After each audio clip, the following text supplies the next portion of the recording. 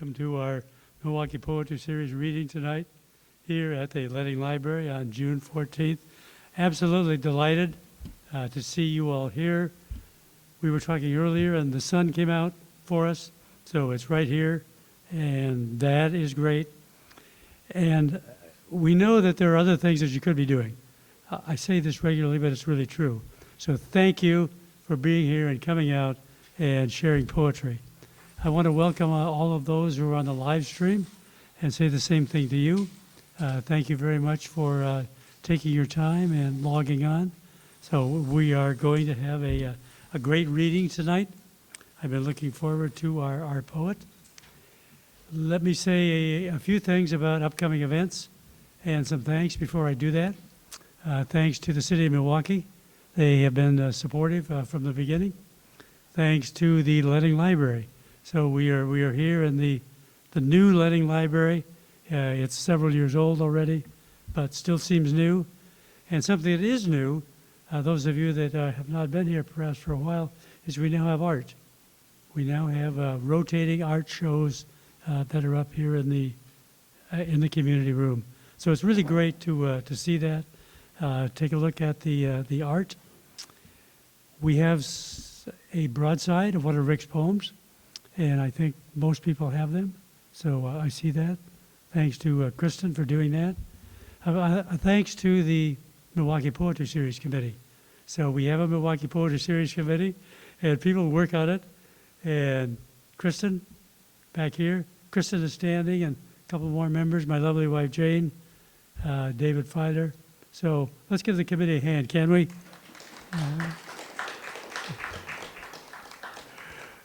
So thank you very much. As you know, you need to have people working on something. So we're very grateful about that. Thanks finally to Willamette Falls Media and Corey. Corey is our tech person back here, and he is the one that is making everything happen and putting it on live stream and recording. So we are recording. This is going to be up about a week after the event, maybe a little longer, but it will be up for viewing on the Leading Library YouTube channel. Let me say some things about some events that are coming up. We, the Milwaukie Poetry Series, are co-sponsoring our First Fridays. And we have a special reading in June, on June 6th at St. John the Evangelist. We have co-sponsored a writing contest in Clackamas County, and the featured readers are going to be the winners. They're going to be the first place winner and the two honorable mentions. So they will be there, and it's a chance to come out and hear the winners of that contest. And it's going to be hosted by Paul Dan Peterson. So we're very excited about that. Connie Soper is our poet in June, and so she's going to be here on the 11th. And then on the 15th, we are going to co-sponsor with the library a reading by Judith Barrington from her memoir. So that's going to be at 2 o'clock in the afternoon, I believe. But there's going to be information out about all of those events. And I think Ariella has got an announcement that she'd like to make. Hi folks, Ariella Sophie from the Clackamas Arts Alliance. Tom is one of our very lovely Literary Arts Committee members, which is why he's helped with the poetry contest. Just wanted to let you all know, if any of you are based here in Milwaukie or nearby, we offer a series of gatherings which are just informal get-togethers for creative people of any description. You could be a soap maker, you could be a guitar player, you could be a poet, you could be a painter, you could do all sorts of things. We have one coming up in June. I've got flyers over to the side, but June 5th, here in Milwaukie at the Chapel Theater, which if you live here like I do, you might love it as much as I do. That is 6 to 7:30 p.m. And feel free to ask me more information. Thank you, Tom. Okay. All right. Thank you very much for that. There are some refreshments over here, so please help yourself. There are some of Rick's books, so they are going to be available after the reading. And so you'll be able to take a look at those.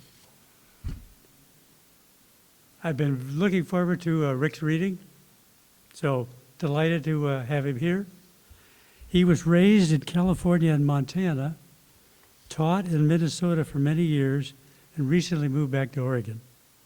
He studied poetry writing with Richard Hugo and Madeline de Vries at the University of Montana, where he earned his MFA. Lynx House Press recently published his 7th book of poems, The Oratory of All Souls. The Oratory of All Souls in February 2023. He has a website, so you can Google him and you can find out more information about Rick. So would you join me in welcoming our poet tonight, Rick Robbins. Thank you.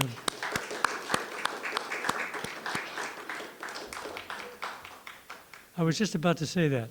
And hold his up. She anticipated me. So yes, please be sure your phones are off. Thank you.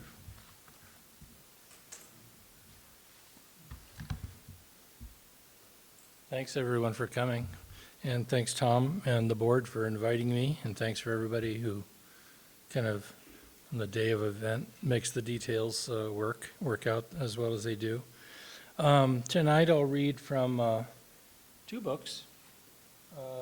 This one came out, this first one, it was a new and selected poems, and it came out in 2017. So it really is kind of like the greatest hits from 5 previous collections. And then this is the one that Tom was talking about that came out last year, and it's a single collection that came after that.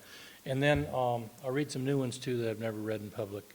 And I have both of those books for sale, and if you buy one, you qualify for a free What Would Walt Whitman Do bumper sticker. So there's your teaser or your incentive. So the first poems, as I say, and these glasses aren't going to work.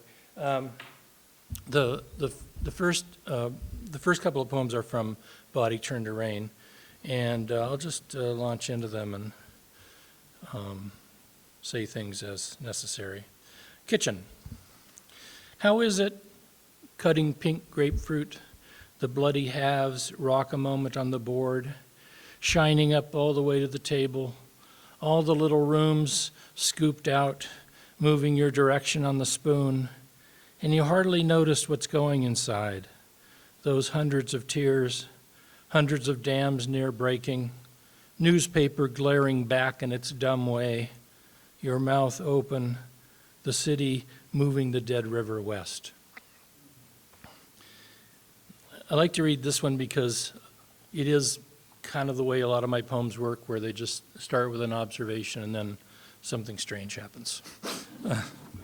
I grew up in one of the houses that I grew up in had a formal dining room that wasn't used much except on Easter and Christmas and Thanksgiving, but it was the warehouse for all the fine linens and the china and the silver, and it had the walls had some of the ancestors on them. Old country portraits. My lost sister used to try the trick with the tablecloth, waiting until the wine had been poured, the gravy boat filled, before snapping the linen her way, smug as a matador, staring down silver and crystal that would dare move, paying no mind to the ancestor gloom, gliding across the wallpaper like clouds of a disapproving front. No hutch or bureau spared, no lost sister sure the trick would work this time. All those she loved in another room, nibbling saltines, or in the kitchen plating the last of the roast beef. How amazed they would be to be called to the mahogany room for supper, to find something missing, something beautiful finally, they could never explain. The wine twittering in its half globes, candles aflutter, each thing in its place, or so it seemed then, even though their lives had changed for good. So, kitchen, dining room, day trip to Glacier Park. Going to the Sun Road. We used to stay up on Flathead Lake in the summer, and we would never go to Glacier Park because we'd been there a million times before. But then when we had visitors, then we'd all go, and we'd do the big circle trip that was about 250 miles. But we always took our little favorite mug so we could put it under a glacier and drink from it. We didn't worry about Giardia or anything back then. You know, it was the 60s, so who cared? Going to the Sun Road. Without fear, we parked the car in the thin bulge beside the cliff and crossed to where the glacier filled our Mickey Mouse or elbow taproom pints, whatever we had brought to taste what came out of the sky 100 years before. If it was Sunday, we'd gone to Mass in Kalispell, then brunched at the Jordan Cafe, where a waiter, regardless of group or size, memorized the order. We'd driven north through narrowing gorges to the park, then up the U-shaped valley on going to the sun, the long, slow string peppered with rockfall, slicked with melt toward Logan Pass. 50 years now, and the family can't remember grizzly prints or eagles plucking char from Lake McDonald, only the forgiven carload, dozy from the road, renewed by the body and blood of Christ, restored by breakfast, slaking its thirst in a field of scree, the water cold as we'd ever known, a taste simple as granite, the sun beating on us at 6,000 feet, and a waterfall being born under our shoes, crossing its first of 4 borders before it died 1,000 miles from there in the sea. So those are from the new and selected poems. The next poems are from my most recent book. I'll read a few more of those. As I discussed with Tom in an interview last week, if there's at least one strong current in that book, it's that I'm, and you don't think about this when you're writing the poems one at a time, but you do when you're collecting them. It seemed like there were a lot of poems that dealt with like individual or community suffering of some sort or another, sometimes as individual as, you know, the suffering of my mother, sometimes as communal, as the suffering of children separated from their parents at the border. You know, so it kind of flexes along that kind of spectrum. I also have some poems in there that respond to artists, work of other artists who share some concern, share some of those same concerns. This is the first poem in the book. It's kind of a big, roily, chaotic poem, but it demanded that it be first, to the extent poems can talk. Wave. Every day and always, the stray pebble finds him, an eye looking up from the path to another's execution, the camouflaged jury of peers beneath which the earth goes on with its thinking. How will he ever know the way around it? Eye looking out from a 900-year-old plant painting on granite, eye of salmon up from the depths of a glacial lake, eye of octopus and rat, eye of daisy, eye at the end of a sentence.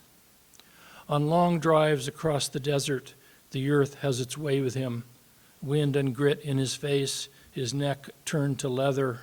The sun screams quietly, the large birds circle. Over the mountains he smells the ocean salt again, the smell of a son's head moments after birth. The basin spreads out 80 miles toward the sea, basin of 1 million homes, 100,000 crimes of love or theft, acts of mercy, one at a time, under a fog that will leave God blind for hours. Cars explode across the arteries, expanding in every direction. The salt settles on everything, living or dead. Every day and always the wave that spins above him, a bright wash of turbulence, a prayer for the new life. He lets tide pull him from the sandy shore. He walks avenues of the great western city, nodding to strangers, casual with air, even as the undertow nags at his feet, even as persons on the beach will blur into the white of their own care. How will he ever know the daily way back to solid ground, to loved ones with their own rituals of renewal? How will he know the eye falls beyond him? Even the machinery of the world will find its way back from loss, even as it carries the grief of billions, even as the blood on its surface, blood of birth or blood of revolution, raises the flag of its shame and its reward. So, in this book, there are some poems that sort of follow a similar little tack. And so here's two that follow one of those tacks. And the way I summarized these poems are, they're basically about men doing ordinary things and not being jerks, or dysfunctional in some way or another. So, looking for the man in a field. Would the man stand at the end of a knife, the turned-up head of cauliflower? Would the man wipe sweat from his face, fold a red handkerchief for his pocket? Would he sit in the dust and shade beside his truck and laugh between bites of a sandwich? Would he whistle as long as the tractor starts? Would the man say a rosary for each row of grapes or lettuce? Would the man curse or befriend the sun? Would he become the movement of an arm, a leg? Would he think himself some other place, on a front walk where Marisol, Peter, where even Hector the good dog would greet him after the light had failed? Would the man burn to nothing like morning fog in the rose? Would the man leave his shadow there? Would he walk back out of darkness like a ghost or like dawn? Would any word he is saying come from the dark, the light, or the vine? Did it find the man in the field? Did he and the field move inside each other until the word found his tongue? And then similar title, Looking for the Man on the Sidewalk. The man under a garbage bag, singing Leadbelly to his own breath. The man in a gray checked suit. The man like my grandfather, Los Angeles, 1958, walking on thin leather with the pickets. The man whose child grows from one hand, whose woman's arm loops through his. The man stepping out of a cab across rainwater to the democracy of stone. The man who sings too loud or grows crazy too wide, building side to curb. The man looking up like a hick from wheat country. The man looking up, wondering at the strength of glass. The man weeping into his collar. The man who sings Enrico Caruso singing opera. The man stopping to tear at a scab on his wrist. The man who tells time with each step, telling a story each time, looking at his watch, tearing at a scab. The man fearing his own strength, the animal body, walking out of a bar into light. The man afraid of his father's name. The man who remembers the last day in the army, folding and stowing. The man thinking about his grandmother under a hot helmet in the beauty salon. The man whose ears ring like tin. The man who stares straight through everyone else's body, like standing up in a small boat halfway across the ocean, like standing up knowing there's something over that far curve. So, I have a poem about my mother here and a poem about my father. I have another one later about my father. My mother left my father a month before I was born. So she and my sisters and I in utero moved in with my grandparents, and that was the best thing that could have ever happened. So, but still my mother was quite lonely her whole life, even though her parents, in effect rescued us. Enough about that. August fires. The month before I was born, my stone mother moved back to her parents' house. Walls to each side of her sliced thin as flakes of skin, narrow as finch song pushed through windows and doors to an ear. Who knew brown liquors of smog lay all along the coast, and waves pushed up the sand, saying her name once again, each a lover, and this stone mother too far away to hear them, any sound not a choir of dust. I was born to that quiet house, the slate interior, the granite hum, and the rocking, and the song that once she could sing again moved out the screens, across August hillside fires to the sea, where a painted boat would wait, leaning. Because I never lived with him, I never knew much about my father. His mother, who lived on Southwest 12th, for 30 years, we would see now and again, and when we were adults, she would give us a little backstory on his childhood, which was not a nice one. The past complete. My father's father drank until blind. He beat my father, bad and often. Who knows what drives a man to blacken the eye, break a boy's arm? We want a diagnosis. My father's mother gave him to the nuns to save his life, then took him back, surrendered him again. She worked around the worst drunks and took her beatings too. And don't dare judge her for not leaving. Our comfort once the danger gone, boy and woman safe, the past complete. But my father's father, even now, could use the terrible love of our imagination to stop the hour, that fist, to hold this through line between us.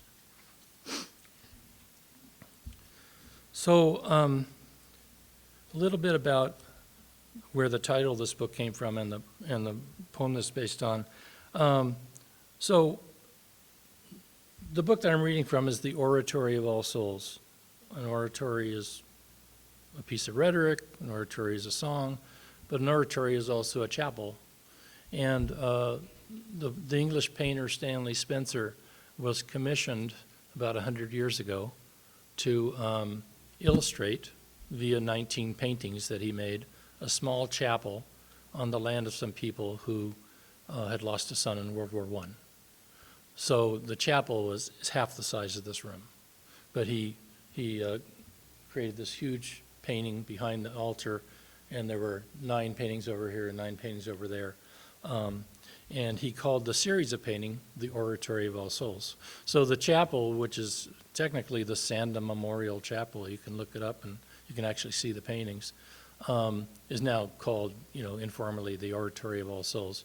So the chapel's called that. The series of paintings is called that. The 19 poems I wrote about the 19 paintings are called that, and my book is called that. So it's getting a lot of use as a title. And Stanley Spencer was an orderly in World War I, and he spent the first couple of months of World War I in Bristol in Western England, where a hospital for the mentally ill served a dual purpose as a place where wounded soldiers were coming in, so you can imagine how that worked out. And later he served in Salonika in a field hospital. And of the 19 paintings that he did, 15 are quite small, 3 by 5 maybe. But they illustrate like just the daily life of the soldier and the daily life of people like him, like an orderly. They don't glorify war in any way. And if anything, they sort of embody Spencer's cosmology, really, which is that the sacred and the eternal is in the simple, acts of mercy that people do. So I'm just going to read the first 3 of the 19, and they're very short poems, and you'll get a sense from the title of the subsection about how narrow the focus is. The first one, a convoy of wounded soldiers arriving at Beaufort Hospital gates. Rhododendrons camouflage the iron until the last curve of macadam, where the gates swing in, take 3 men to open onto stone the lunatics still call home. New arrivals wave their flags at us. No, it's trucks of broken bodies in a story of white slings. Scrubbing the floor. Where one dark meets the next in the long corridors under the earth, a man tracks in soap the wing beats of angels. All across the red tiles, bodies splayed, the failed flights circle after circle, the trays of bread sailing over him toward every compass point of the hungry. Ablutions. We would iodine the rib wound, pat dry the bathed back. We would polish brass fixtures for art, for a weekend pass. We would take the arms akimbo, down from each invisible cross. We would have you lather your own hair like that on a body you might love again. So 16 of those 19 paintings are that kind of focused, changing the bed, scrubbing the floor, making tea for the patients, dressing a wound, that sort of thing. But then there's this magnificent 10th painting that goes up behind the altar, and it's kind of a resurrection scene. So you go from the quotidian to sort of this visionary thing. And you can see those paintings online if you just Google Stanley Spencer, the Oratory of All Souls. It'll take you to the National Trust site where those paintings are, where the chapel is. Couple more from this book. One more along the lines of that community suffering I was talking about. I went to Chile a couple of times, once with a group of students. It was great. You know, we went to a lot of the Neruda sites, you know, and then we went up to Peru and went to Machu Picchu. But one really striking place that we went to in Santiago, Chile was San Cristobal Hill, which rises several hundred feet above the town, and on top of the hill is a huge statue of the Virgin Mary. And off to the side of the statue is a kind of a devotional area where people leave rosaries and holy cards and light candles because they're petitioning, you know, the Virgin Mary for grace. San Cristobal Hill. For the Immaculate Virgin, they leave a picture of the son she saved from mystery fever, infant of the daughter they thought lost to gangs, daughter steered home by the daily candle, grandmother made comfortable even as her mind evades her, grandfather lifting a suitcase to his side. For the mother of all, they leave barrettes, necklaces, thin leather wristbands, holy cards, one plastic rose, an unfolded fan, red pencil, scapular of the beloved.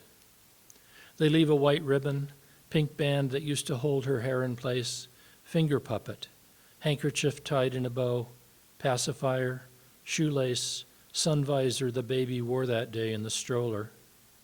They leave a child's rosary, and a child's rosary, and a child's rosary.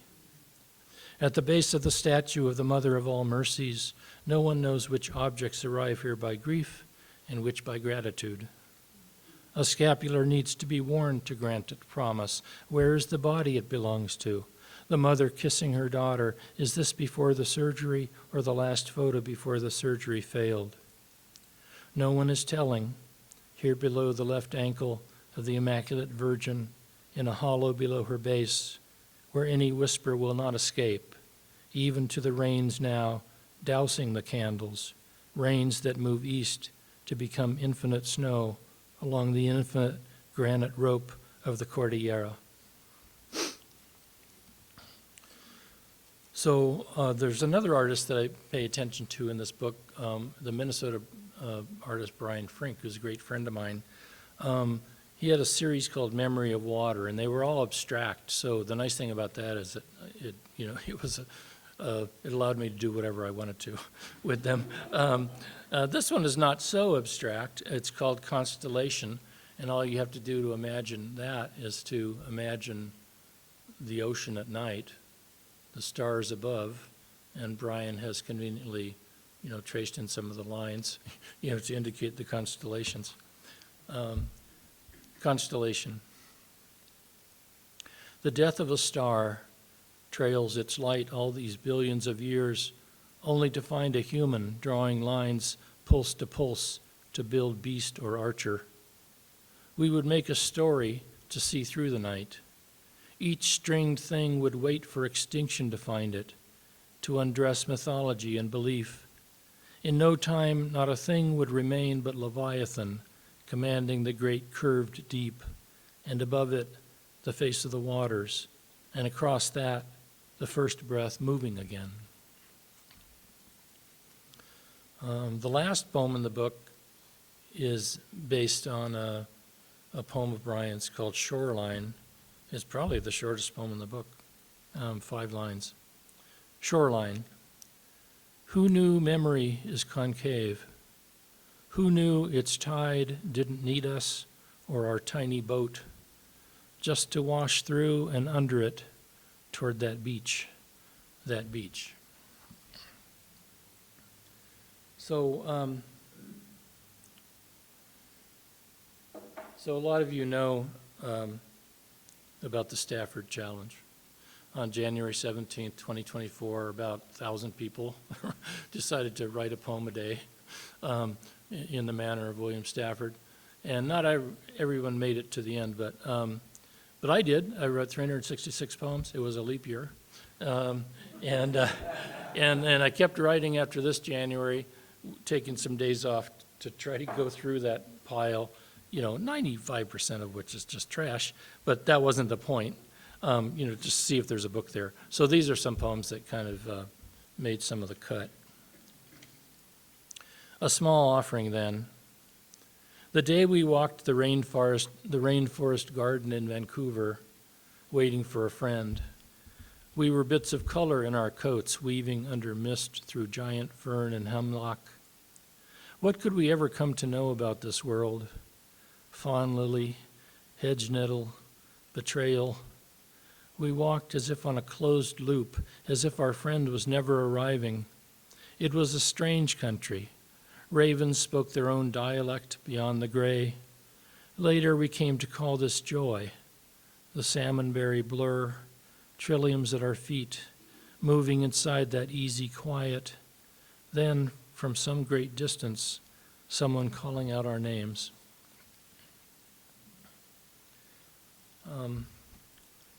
One of the things that you had to do on the Stafford Challenge is just keep finding things to write about, which is great because we know intellectually that poems are around us all the time, but we like to think about it for 2 or 3 days, but you can't do that. So I was taking a lot of inspiration from other writers, not really writing imitations, but just being inside their sensibility for a while and then seeing how that affected my work. This one's called Rescue, and the trigger for it was a line by Thomas Transtromer. Waking up is a parachute jump from the dream. And I have to apologize now because whenever the epigraph is better than the poem, well, it's over. But, When I was a kid, it was no great feat to cross the sky. My dreaming self wanted to see everything, speed across desert, ridge, or ocean, wanted the dip, bank, stall, and soar, but I can't recall one place I was headed. I was no savior. I had no mission. Around that time, a boy I knew planned to run away, but only got to the next lawn. I sat with him while he cried. We sat until dinner time, shadows long across the spaces between homes. Did we make a pact before he turned back? Was I his best friend now? Was it then, under that duress, I bound myself to earth? Another group of inspirers, I have this book of ancient Chinese poems translated by Kenneth Rexrath. I think it was copyright 1971. And all you got to do is read any of those poems, and they're not ashamed about being lonely. They're not ashamed about being hungry. They're not being ashamed about staying up all night and drinking. They're on the road. They miss home, and it's resonant sometimes with your own life. And so this one is inspired, I guess, by Ouyang Su, who wrote between 1007 and 1072. On the evening of the blizzard in a faraway town, I walk home down the alley.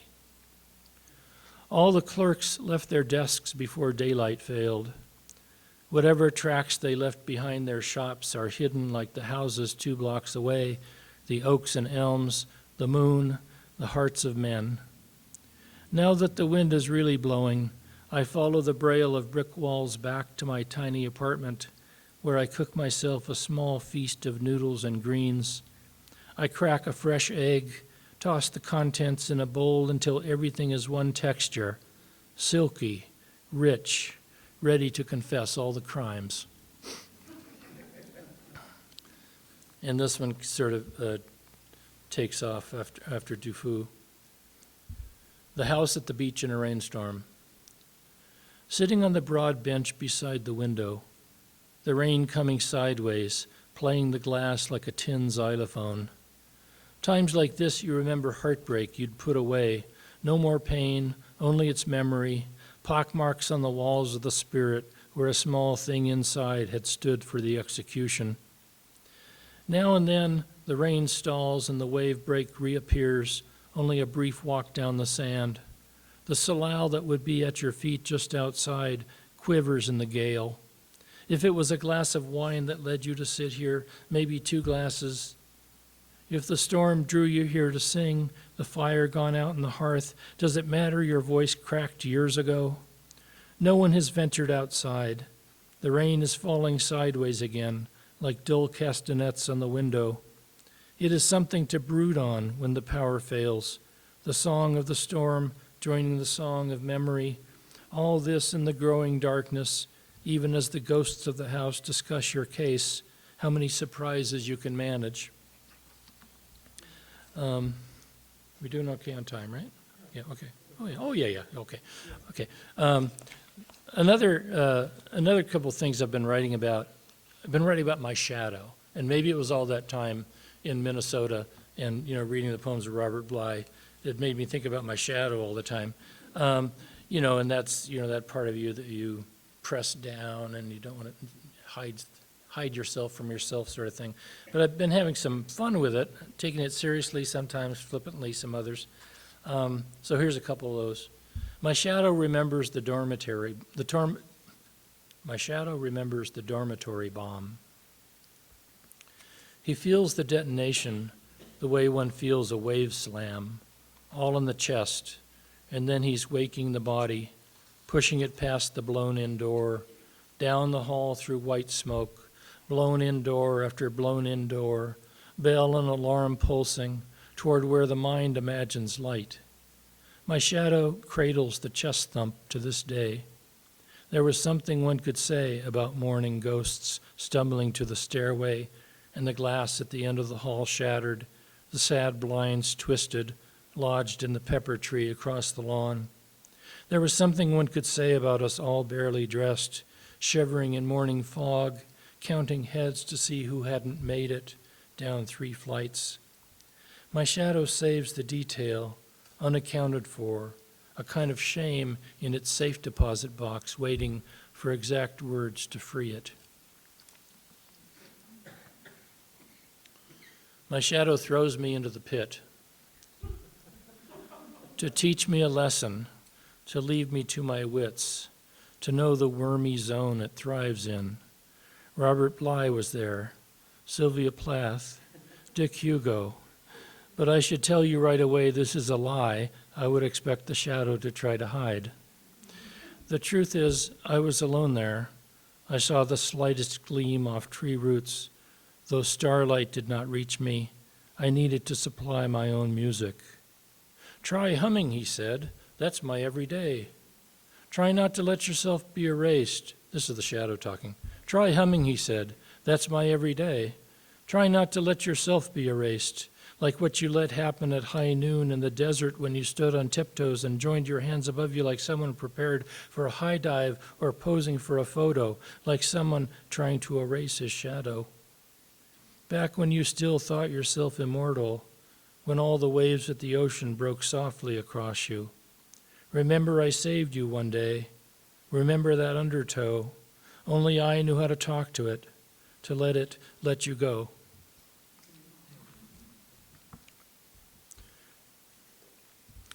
A couple more here. What we see from the ship. Something Egyptian about the hills, the tawny scrub, straight lines of cultivation, snaked roads vanishing into the desert beyond, like the glyphs of pyramids there under a red sun. The olive trees in the foreground bend north, all in a row, their spindled gestures alive between tombs and the water we drift on, survivors of Pharaoh. Soon enough we'll reach a place like Alexandria, center of everything, where something like our lives have been foretold on sheets of paper made of grass, arranged into piles, set on a niche in a corner of the great library where we settled into our story years before now, years before the burn. Okay, I'll do two more and before the Q&A. Is that all right? Okay, good. So there are these two guys. So I go to Market of Choice. That's where I buy my food, down in Corvallis. It has a little patio where you can drink some coffee and have a, while somebody else shops for you if you want. But there's these two guys that show up, and I think now it's Tuesdays. And they're, retired, I would assume.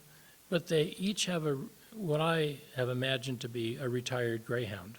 So 2 older gentlemen and 2 retired greyhounds. Each man in a chair, each dog on a cushion, a table between the pairs.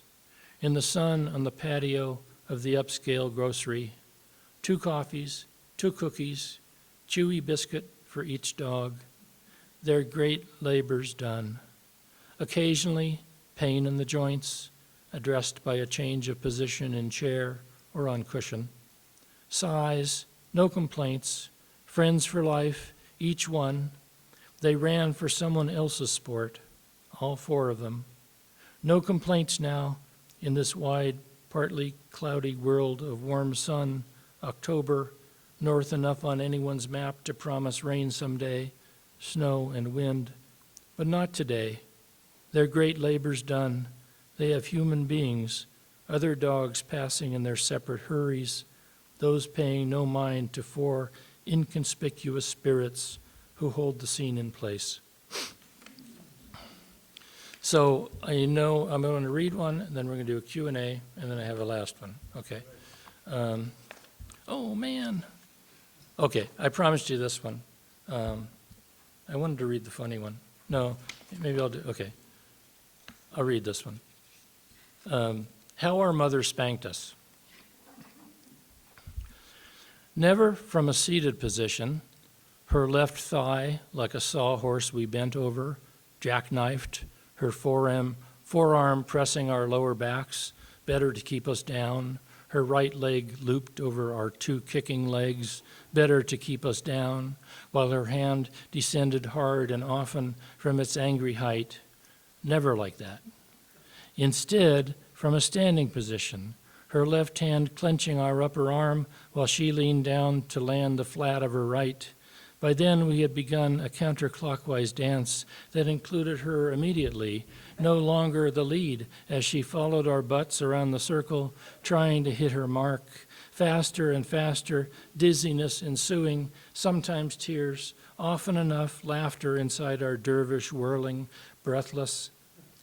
When someone asks me, out of the blue, always out of the blue, who introduced me to Jesus, I will say the grandparents with their genuine piety, or the nuns with their knuckle-crushing pointers. But now I think it may have been my mother who chose the inefficient machinery of punishment, whose right hand landed with a missed but chosen mercy. God knows she had her own sins that never met the lash. Later in our rooms, I doubt any one of us ever thought this, though we knew forgiveness came soon enough, like rain. So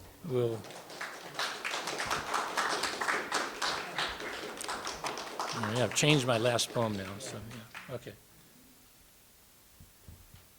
Well, thank you so much. Let's give Rick another hand, can we? Thank you.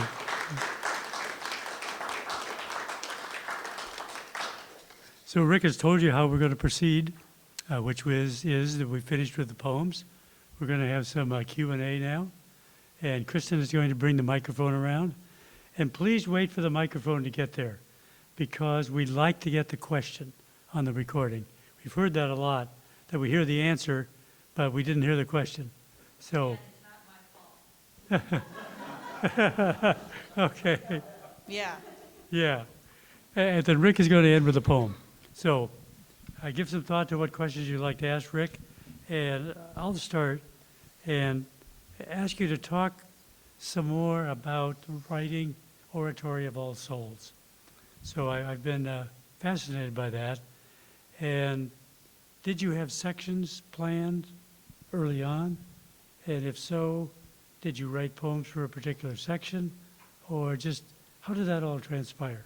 And you're talking about the whole book, not the Yeah, 19 poems? yeah, Okay. the whole Yeah, book. Yeah. So, you write a poem one at a time. And the way that I usually develop a book is I feel like, the poems for the last 2 or 3 or 4 years have reached a critical mass. And then I go through them all and, put them in a big pile if I think they might make it into the book. And then I read the poems that are in that pile and see if there's some threads that I could identify. And there often are. And then I put those, poems about mother and father, poems about this, that and the other, put them in little piles.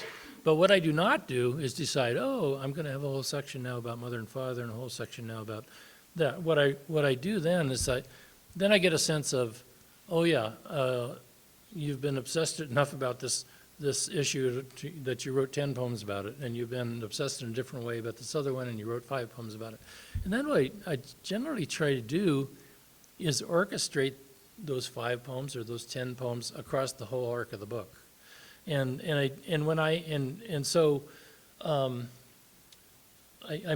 that the poems about the painting were going to be in a single section, that made sense.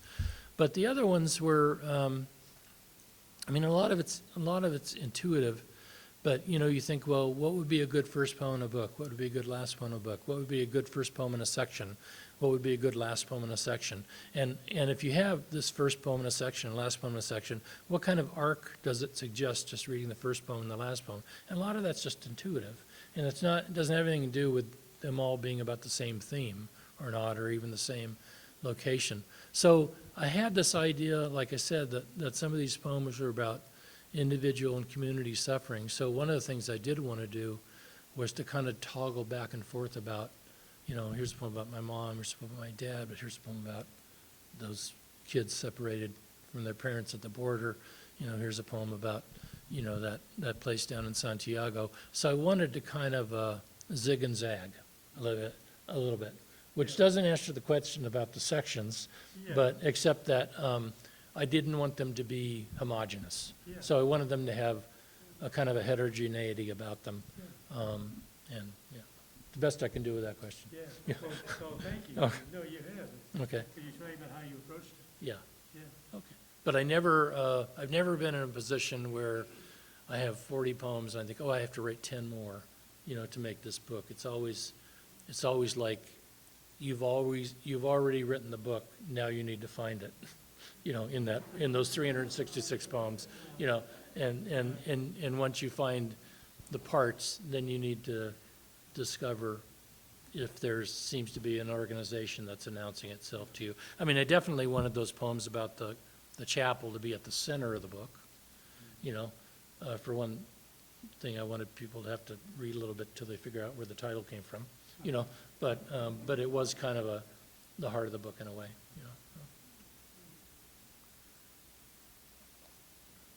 Question for anyone? Okay, this might be a kind of complicated question, but I know you're going to get what I'm after. So when you're writing about a family or youthful memories where a really strong religious component is part and parcel, and it hasn't been all that great, or it's a mixed bag, where does the loyalty clause come in? Or sort of the tightrope walk between total acceptance and total rejection. Talking about of the faith tradition in the family? Right. Yeah. And the cultural component that's mixed in with it, that's not really itself religious necessarily. Yeah. Well, I don't know. I grew up in a family that was strongly Catholic, and it was, compared to other things that you hear, incredibly functional as a family. My grandparents were, and my mother even though in the 1950s she might as well have been excommunicated as far as the church was concerned, but she still went to church, and she had some understanding priests that still would give her communion, and she volunteered at the church and stuff. So even though, we might disagree with that policy, in practice, it was kind of nurturing for her. The thing that I read about my father and his father's father, that was something I heard about after the fact. I cannot imagine that. That's an alcoholic household, that's a violent household, that's, everything. And I did know my grandmother better than I knew my dad, and she was a saint, in all the ways that we talk about that. So I don't know if that answers your question, but I guess what I'm saying is that, as an adult, I questioned a lot of things, about the church that I grew up in. But I grew up, in Vatican II, it had a really strong social justice component. So, and part of the time in Catholic school, I had Maryknoll nuns were my teachers, and they were like gung ho about social justice, and and so there was more of a congruence there than later with some popes that we didn't agree with so much, and we became Episcopalians. So now we get the best of both worlds. Yeah. So I guess I didn't have those kind of conflicts that a lot of children have, or at least, or maybe my shadow is hiding all that from me. That could be it. I acknowledge that's a possibility, but and obviously some of that imagery shows up in some of these poems, but yeah, that's enough said, I guess, about that. Thank you. Kristen.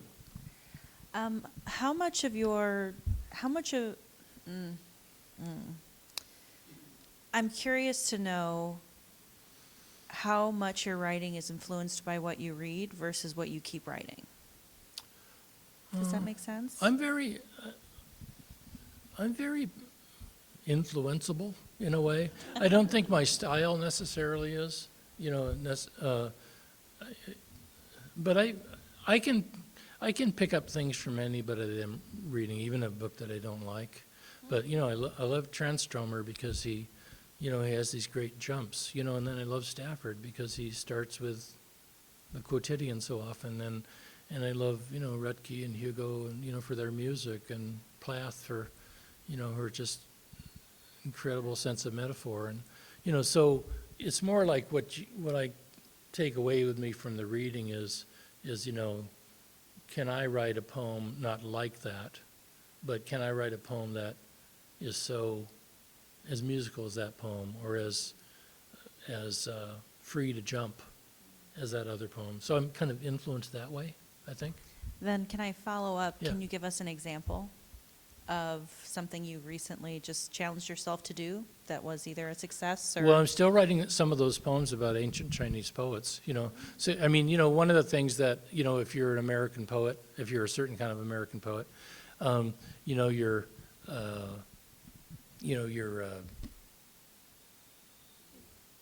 there will be some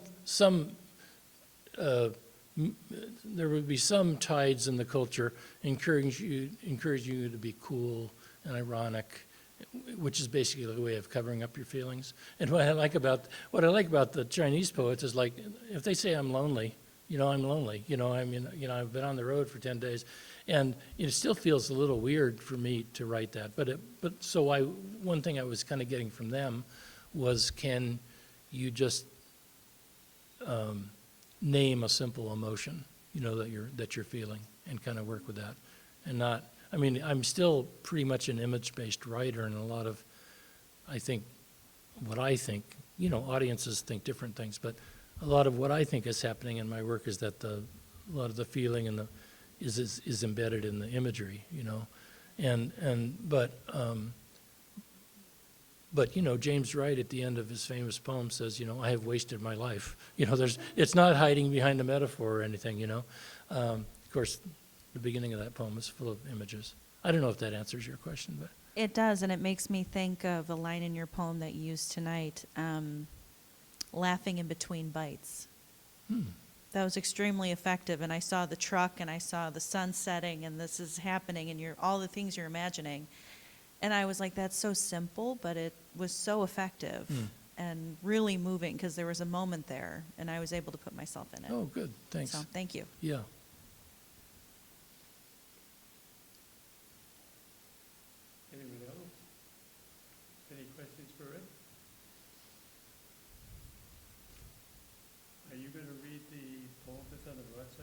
I was going to, but now I'm going to read another one because you have that one on the broadside now. Why don't you read two? Okay, I'll do that. Okay, yeah. Yeah, because the one that I wanted to read, and I ran out of time, it's a little bit sad.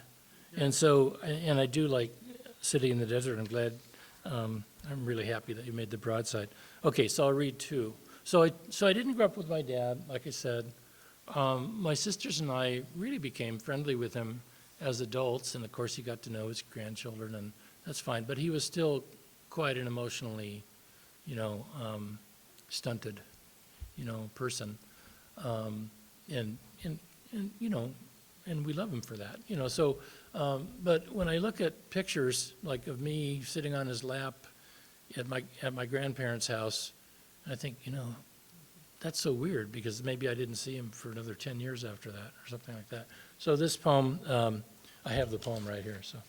So, but I read that next. So this one is called Photo with My Father in the Red Leather Breakfast Nook. Hibiscus wallpaper loud in suspension behind us. I love that hibiscus wallpaper, so I had to get it in a title. I'm 5, balancing on his knee. I wear Keds, blue jeans, a red polo shirt. He wears work boots, blue jeans, a white t-shirt. We look into the camera. Minutes before, my grandmother says there's a man I should meet. Next thing, my father's at the door, his 18-wheeler knocking at the curb. Certainly we have cookies, but no mother here, still at work at Douglas Aircraft in El Segundo. No grandfather either, still at the Union Hall downtown. My father asks the names of friends, hobbies. He asks about my sisters, still at school, and the dog, still missing in the yard. If I say I cannot love him, that expected thing, will I go to hell? He only has 5 minutes. I have never lived with this man. He has a shipment of missile parts to deliver to the base in the desert. Some will save lives, he tells my grandmother.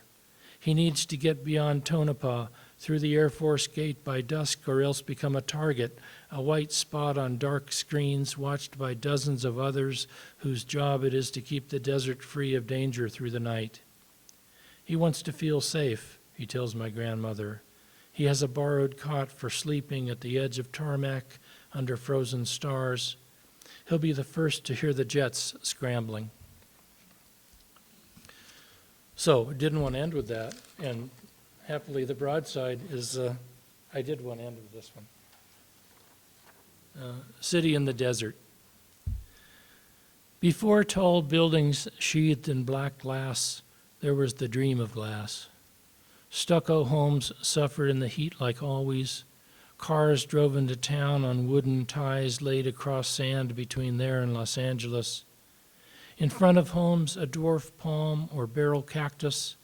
At night, snakes longer than a man's arm skated from one thing to the next. On the bedroom wall of the last house on the last street before his hometown gave way to great darkness, a boy drew his plans for a river coursing through paved streets, sidewalks lined with each kind of tree. An orchestra played in the park at the center of town, people fanning themselves in the heat. He drew buildings so high they made a jagged line at the top of the eye, like the mountains north of there, or mountains across the ocean, say the Alps, where people hike all day on green hillsides studded with flowers. They sing to each other without shame. Thank you.